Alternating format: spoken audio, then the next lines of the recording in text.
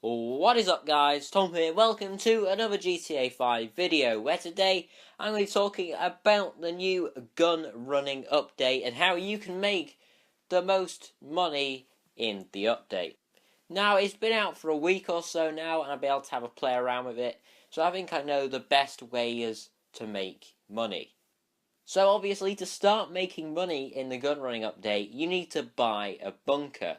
Now, similar to the offices and the biker clubhouses, it doesn't matter which one you get. The only bonus for buying a more expensive one is the location. Personally, I think the cheapest one maybe isn't a good idea to get. In most cases, the offices and the biker clubhouses, it doesn't really matter. But with the bunkers, if you buy the cheapest one, which is up in Palito Bay, and you decide to sell your products in Los Santos, you've got a long way to go. And especially if you have apartments and things in Los Santos and you explore it in your apartment, it's a long way to go, all the way up to the very top of the map. I actually own the second cheapest bunker because it's the closest one to the city.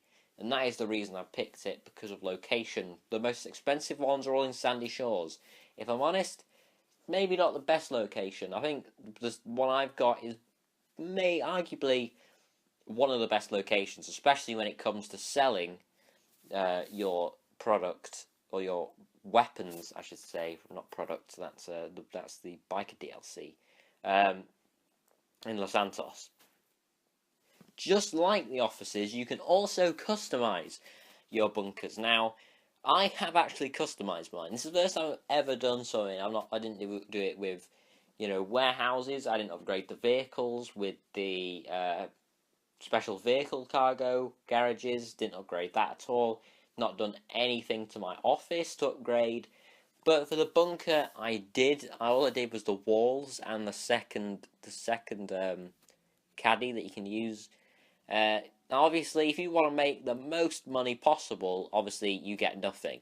However, if I'm completely honest, it may sound a bit stupid, but if you want to make more money, honestly, I would pick more of the caddies, because it takes a long time for you to run all the way to the computer. And you don't know, oh yeah, it's maybe 20 seconds more or whatever, or something like that. But if I'm honest, 20 seconds feels like a long time if you're doing it a lot. Either you buy one of the caddies, or you always bring a bike in, because if you bring a bike into your bunker, you can drive it around, and then obviously you can get to the computer quickly. So when it comes to getting your supplies, I recommend stealing these supplies. I don't really think it's worth buying them. It brings down your profit margin massively, especially if you buy a whole full set of supplies. It's 75 grand, which is quite a lot. So obviously that cuts your profit margin down by a lot. Obviously I can understand if you've just got a little bit of supplies, and maybe you want to go AFK in your bunker or whatever, and you can't be bothered going and steal some. Yeah, I can understand why, but if I'm honest, I would recommend stealing the supplies every single time, because then, say if you do go to deliver them and somebody does blow you up, you've lost no money. You've lost a lot of time, but you haven't lost any money, except from the money that you were going to get if you sold them, obviously. Now, I don't know if stealing supplies ups the chance of your bunker being robbed and your weapons being taken. I'm not really sure. I don't know if you could really test that out. Maybe you could even went into the game files or something like that. Maybe it does. I can understand why it would, and it would make sense if it did. But I've stolen supplies so many times, and I've only been robbed once, which I'll talk about in a minute. Now, the steal supplies missions are quite good. They're quite long sometimes, but they are really good, because you can sometimes use, some of the special vehicles. Like I've forgotten the name of it. It's the something 2000, the muscle car, which can, you can open the parachute and shoot missiles and things like that. So that's pretty cool that you get to use the special vehicles from previous updates. There are a variety of missions when it comes to stealing the supplies. They're all different, and I think I've probably played them all already. There's blowing up trucks and getting supplies, stopping convoys, and things like that. Taking tanks, taking body armor from Fort Zancudo. There's quite a few different things, and there's missions that are just for 2 people or 3 people, and missions that are just for 1 person, which is also quite good. Like there's one with the armor I mentioned, going into Fort Zancudo. Obviously, when you have the army, you can't get into vehicles, so 1 person has to drive you around on a flatbed while you stand on the back. However, if you're on your own, I'm pretty sure you can't get this mission. You can only get it when there's more than 1 person in your CEO.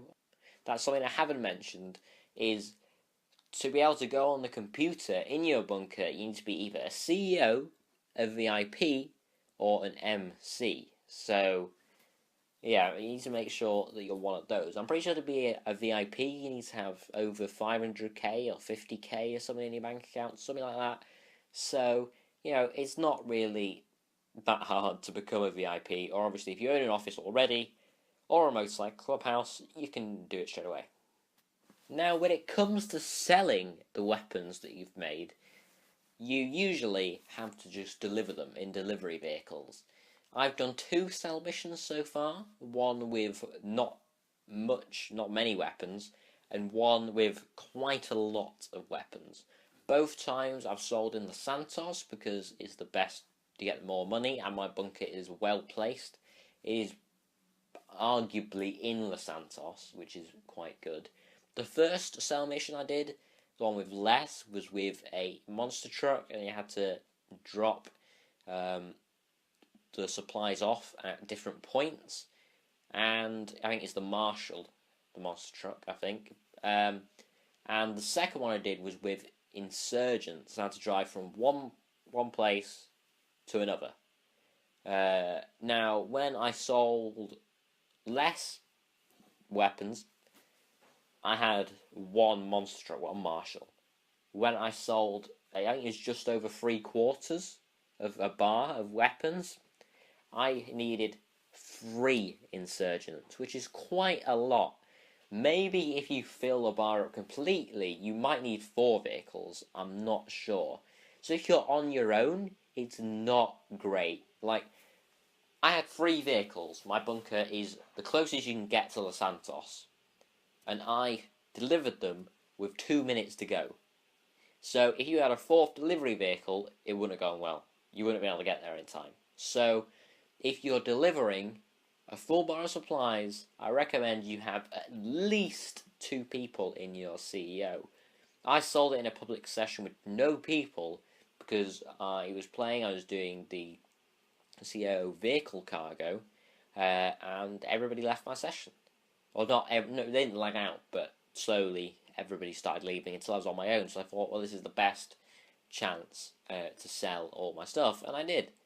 And obviously, if you're in a session with people, they might come to blow you up. Now, with the insurgent, they have the guns on top. So if you had more people, somebody could sit on the gun, which is obviously something good as well. Also, if you have more people, so even if it's like the monster truck, they have a gun on, somebody can go in a buzzard or something like that. So I recommend, especially when selling, to be with at least another person. Something else I mentioned was getting your supplies stolen. Now, I have had this done to me once. Luckily, like I said, it's in the same session where I was with no one. I was the only person in the public session, which was very, very lucky, because I got a phone call and was told to go to this location where there was a truck. The truck had all my weapons in it. So I got there, and there was loads and loads of enemies, and I had 5, maybe 7, no, actually it was 5 minutes to get rid of all these enemies and steal the truck.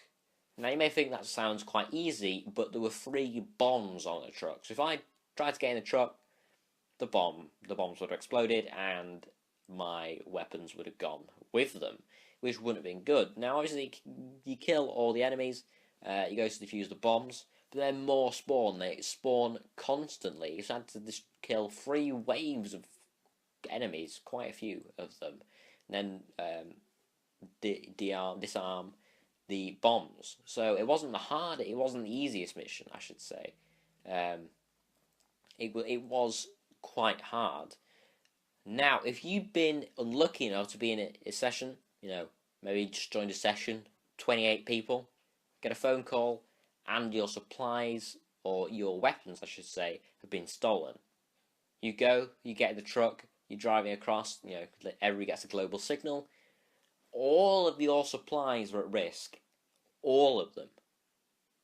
So, chances are, if you're in a session 28, somebody will blow you up and you will lose all of your supplies. Imagine if you've bought the supplies instead of, stolen them. You will have lost a lot of money. So, obviously that's not good. So when it comes to, getting the supplies, I recommend selling when the bar gets about a quarter full. So you only need 1 vehicle when you come to sell them. And if they're stolen and it gets blown up, big deal. Quarter of a bar, not a problem. I was extremely lucky because, the bar on mine was just over 3/4 full. And that was 500k worth of weapons I would have lost, which would have been quite annoying. After that happened, I then sold them because I thought, you know what, I'm not risking this happening again. So that's what I did.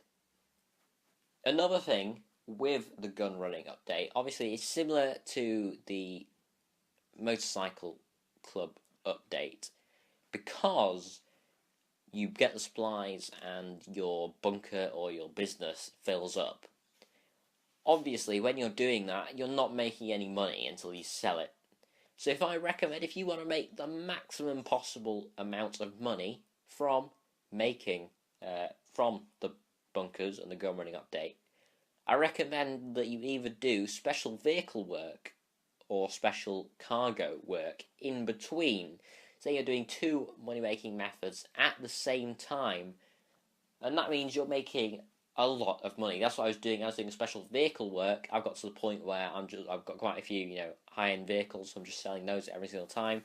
Obviously, buying the upgrades, it's 100k. You get 100k, steal supplies, source a vehicle, sell a vehicle, steal supplies, source a vehicle, sell a vehicle, steal supplies. It's a good method. It's a good way to make money. It is a very, very good way. And I'd say, arguably, maybe the #1 money-making method, except from heists, obviously.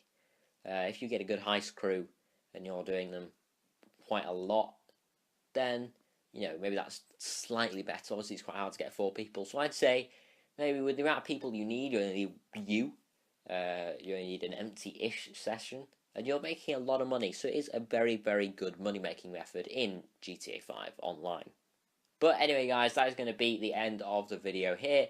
I hope you have enjoyed. If you have, I'd really appreciate it if you could hit that like button and subscribe if you are new. And I will see you guys in the next one.